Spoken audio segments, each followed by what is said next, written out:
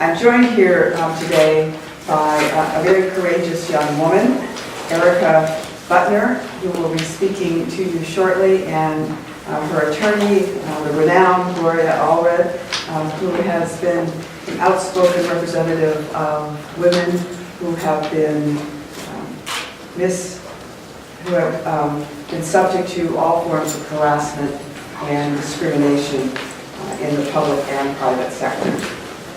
And also retired Lieutenant Don Christensen, who is the CEO of an organization called Protect Our Defenders, which has been providing services to those who are sexually assaulted and sexually harassed in the military.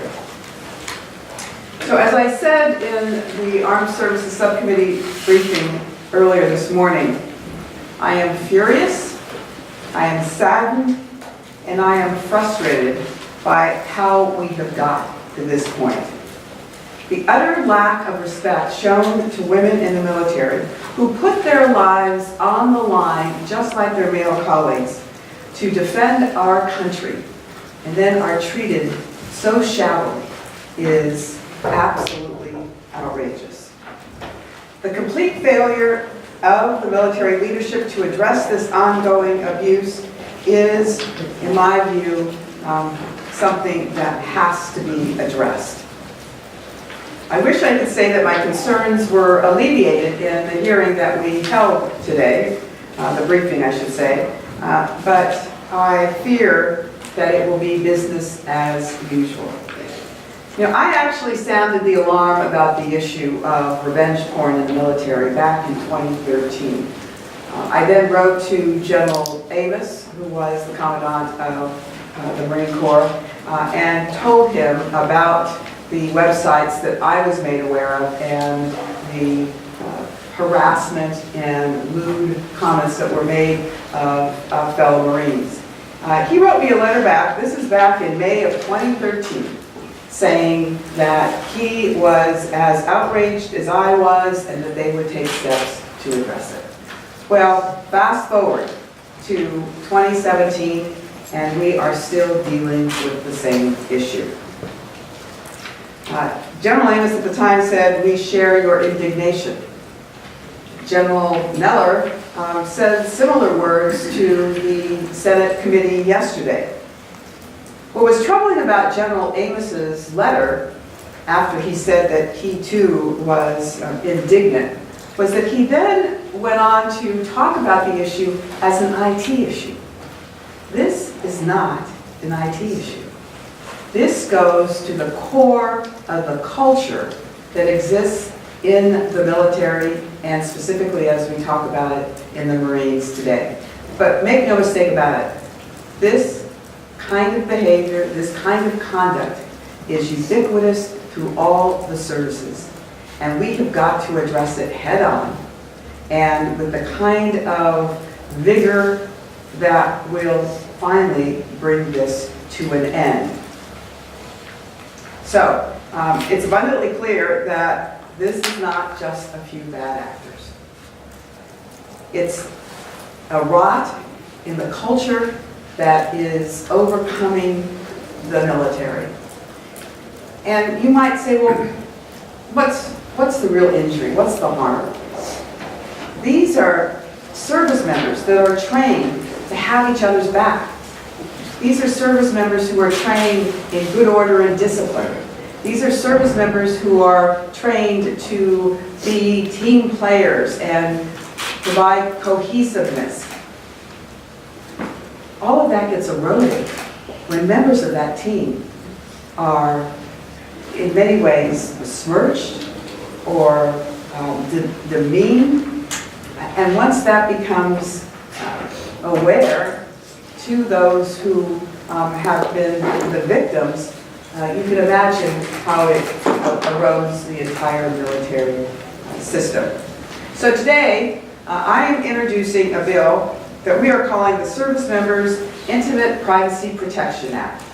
And it is going to close a very serious gap that exists in the Uniform Code of Military Justice about images Right now in the Uniform Code of Military Justice, if you take a picture of someone who is nude without their consent, it's an actionable offense.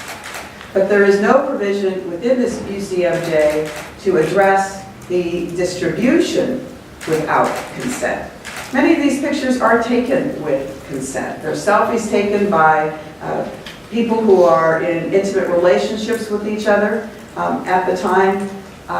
And the issue is, once that relationship breaks down, they're used as revenge porn. They're used to harass the now person that you are no longer in the intimate relationship with. So, you're going to hear from some real experts on this issue. It is very clear to me that the Marines United and Marines United 2 or MU2 websites are a reference to a culture in the Marines right now that is going to undermine our readiness to go to war. And that's a serious concern for all of us. You know, many members of the military who have been sexually assaulted, both men and women, have all said to me that they never enlisted with the expectation that they would be harmed or injured by one of their own instead of the enemy. And that's what has happened in our culture in the military today. So I'd now like to introduce to you the nationally renowned women's and victims' rights attorney, Gloria Allred. She's here today representing her client, Marine Corps veteran Erika Butner. And Ms. Butner is a survivor who bravely came forward to illustrate the destruction wrought in her life and career when personal photos were posted without her consent on the Marines United Facebook page.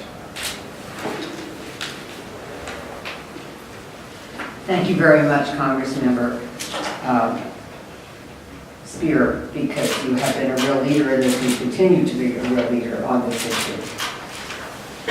Erika Butner, a very brave former Marine, and I are here today in support of Congressmember Jackie Speier's bill.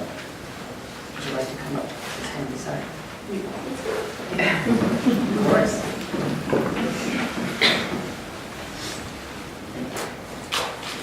Which will help to impose serious consequences on those who would engage in criminal behavior intended to denigrate, damage, and place in harm's way our very brave female Marines.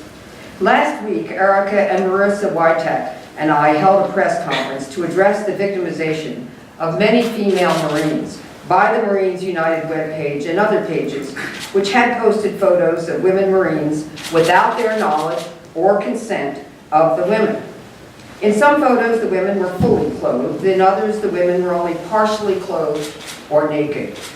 As a result of the posting of these photos, many male Marines or veteran Marines posted comments that were vulgar, demeaning, and misogynistic. Some comments suggested sexually assaulting the women Marines or having the women Marines killed by, quote, friendly fire, end quote. The photos then migrated to other pages, and some pages began to post unconsented to photos of women in other branches of the armed services. In addition, on certain pages, the contact information for the targeted women included where they were stationed. This meant that women serving our country were subjected to unwanted contacts by strangers who may have been sexual predators.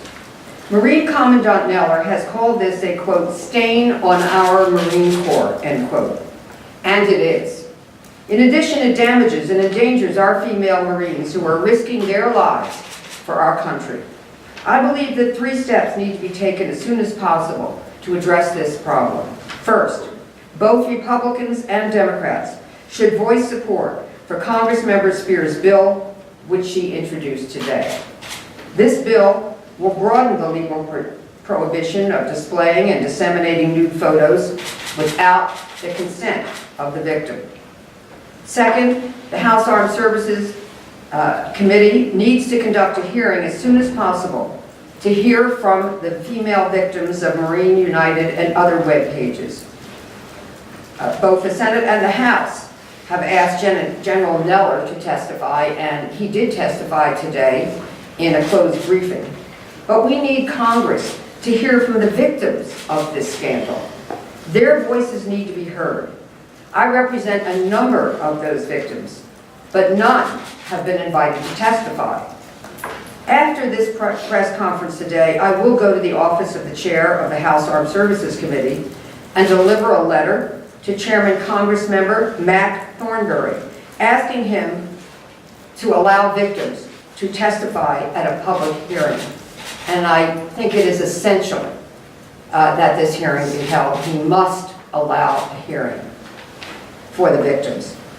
Finally, last week I wrote to Marine Commandant Neller urging him to meet in person with the victims, who are female United States Marines, active duty Marines, and former Marines, to hear their ideas for constructive solutions to the special challenges that these women face as United States Marines.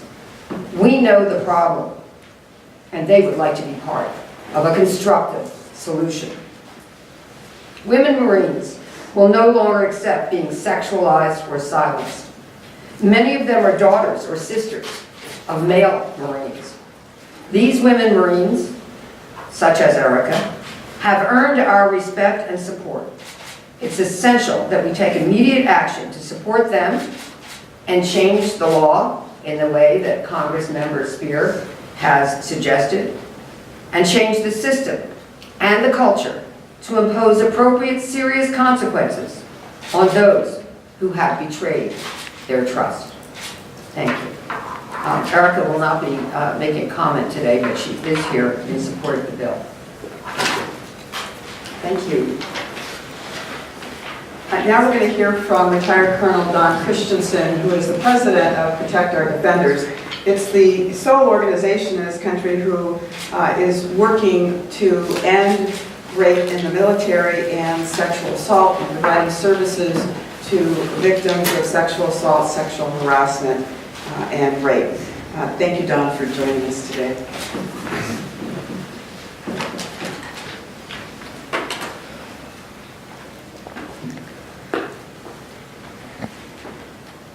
I'm honored to stand in support of Congresswoman Speier's bill that would criminalize repugnant behavior that we have all witnessed over the last few weeks.